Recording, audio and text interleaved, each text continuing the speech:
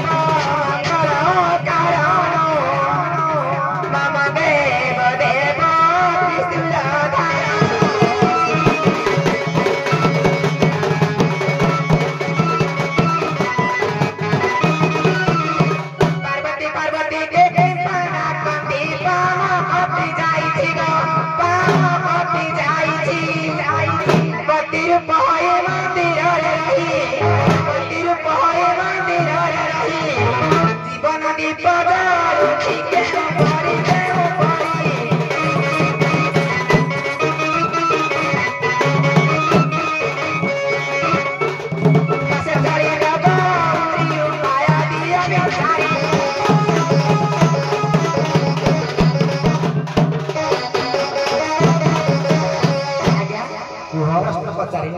कहीं समय अतिबाद हो पारू गोटे इमासरे छोटा इमास गोटे देइछि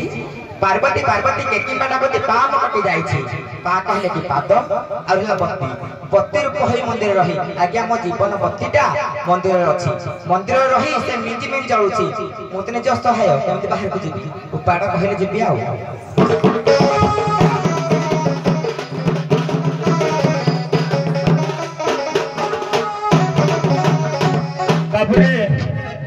जगत जननी देवी पार्वती कहले मोर पाद कटि जाइछि तेणु मिंजी मिंजी हे जीवन मोर जीवन मोर जळुछि तेणु केमिति पाद देले मु जीवी बजा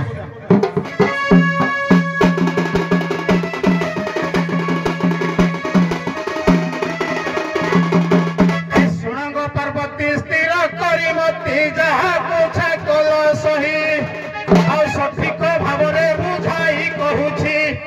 सठिक भावरे बताई देउछि बिगे बसी छंती चाहि प्रिय सही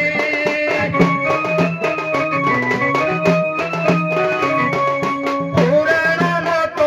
तई प्रिय सही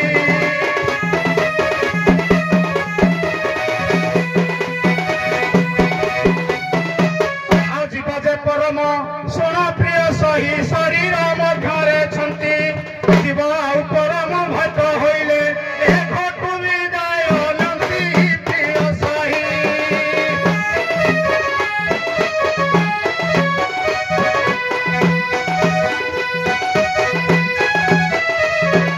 शरीर तत्वटई प्रिय सही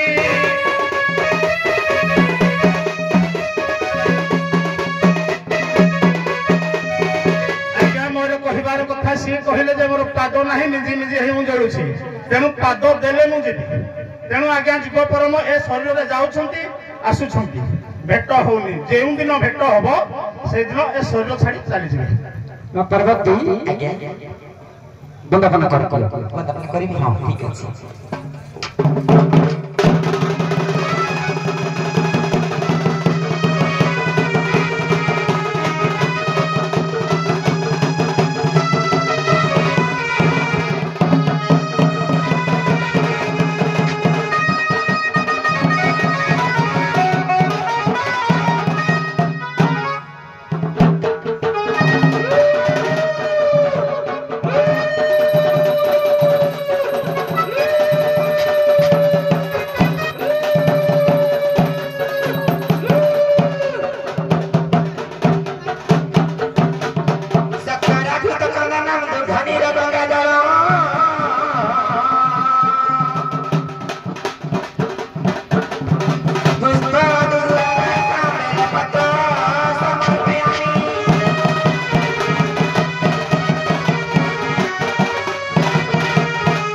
सर्वे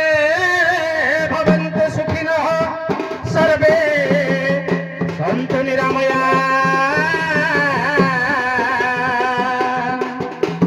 सर्वे भद्राणि पश्यन्तु मा कश्चित् दुःखभागं भवेत् हरि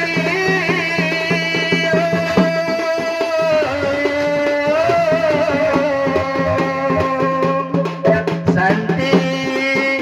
शांति शांति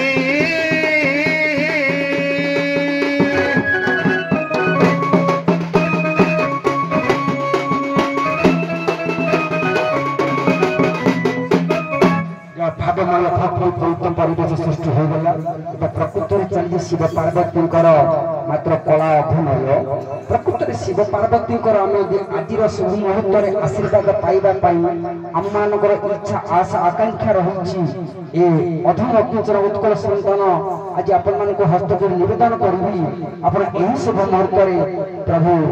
शंकर कोटेश्वर थरपुर हरिगल एवं माँ पार्वती को देश थोड़े थोड़े माँ मान मोर हुल हुल फुलांतु विष्णु भाव में आपण सर्व अनिष्ट खंडन हेब आपण सर्व इच्छा आशा आकांक्षा पूर्ण करेंगे तेणु बोल सदान सारे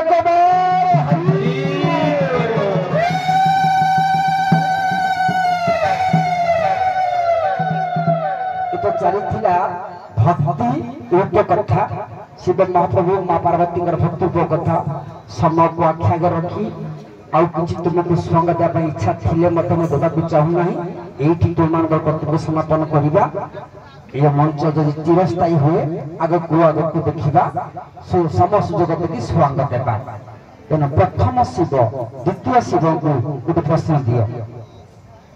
प्रश्न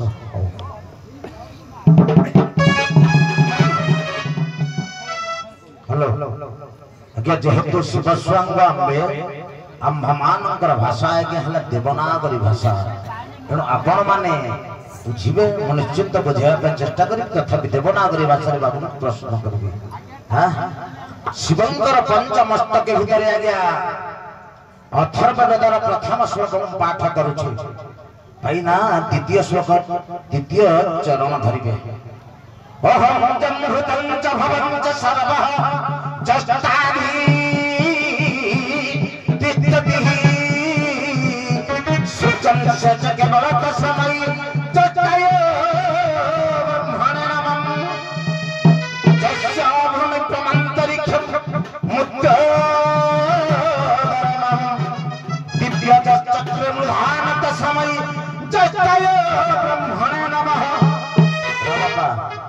ये अथर्ववेदर दुई पद प्रथम एवं द्वितीय श्लोक तृतीय चरण देवदेव महादेव पूर्ण करेंगे ब्रह्मांड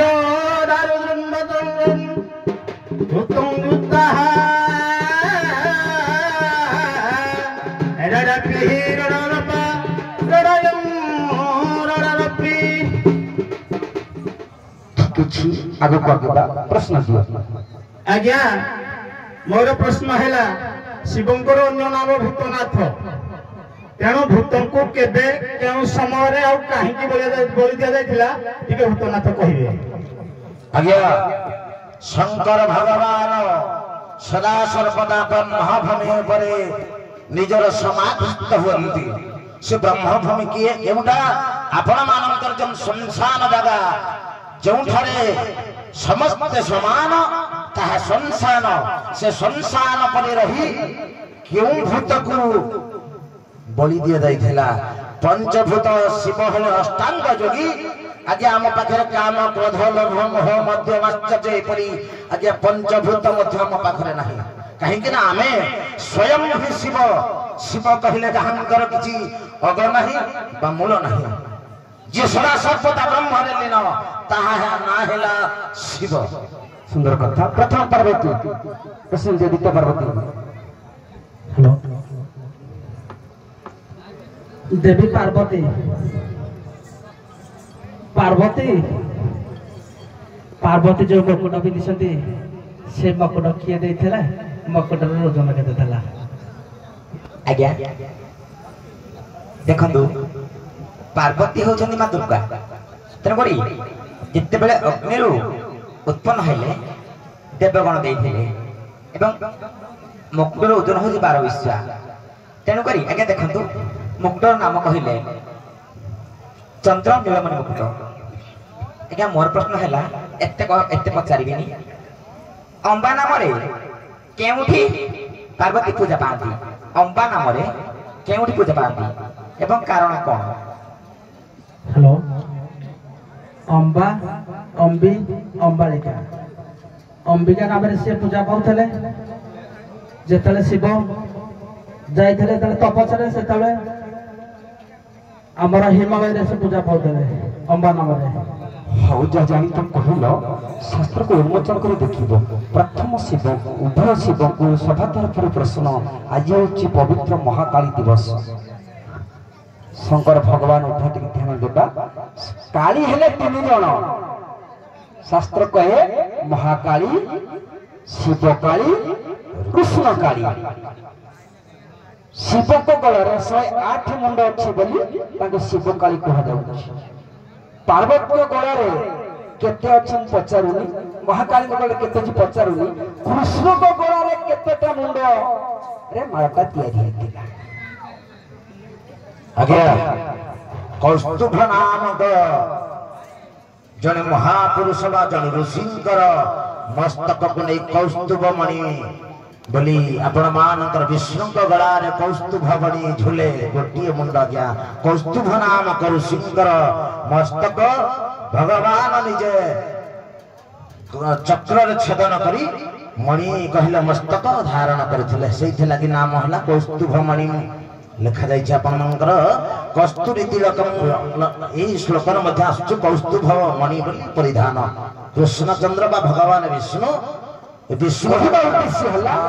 गोटे मुंडरे माळापति गोटे मुंड कौस्तुभ नामक तमे केतेटा जानिछ आज्ञा ठीक कथा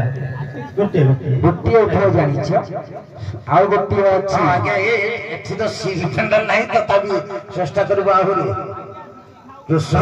धन्यवाद सेतिकी थाउ बेसी समय नबानी उभय पार्वती को प्रश्न और हेलो माते पार्वती शांतर पार्वती रागिले काली केतेबेले तो महिषामर्दिनी पुणी केतेबेले मां मंगला देवदेव महादेव समस्त को बर दियंती माते पार्वती भी समस्त को बर दियंती किंतु गोटे कथा होची मां पार्वती केउ रूप रे देवदेव महादेव को की बर देथि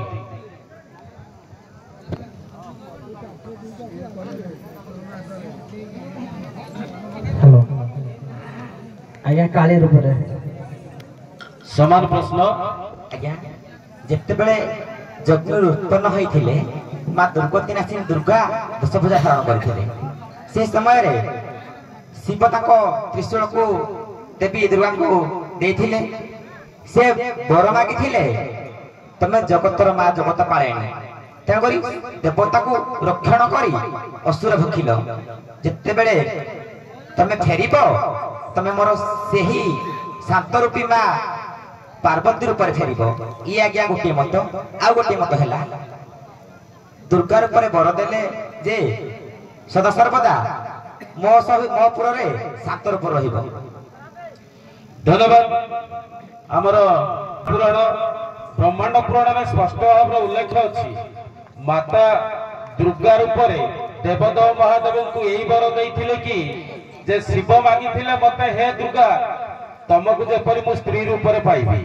तेणु मां दुर्गा यही बर प्रदान करथिले बा अस्तु करथिले मु तमरो स्त्री हेबी धन्यवाद सुंदर सुंदर विचक्षण परिचय उठा देइछा